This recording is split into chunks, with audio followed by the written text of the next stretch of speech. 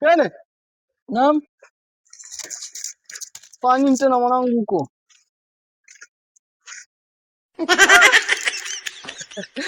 Familia mwanangu ndio huko tena. Uje mwanangu anazingua njoo huko. Hii familia mwanangu. Yaani mwanangu, oya. Yaani mwanangu mpaka najuta kwa nini nimekwambia uje huko.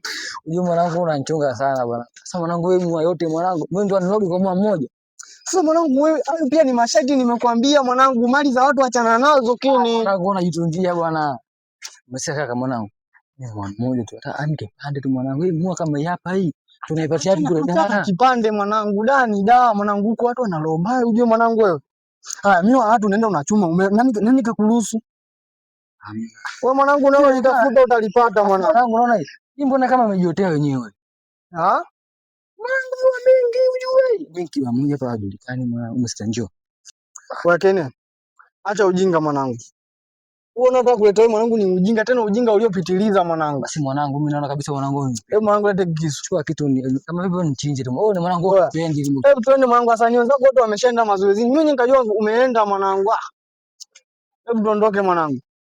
Achana miwa ya watu. Okay bali. Mwanangu wewe.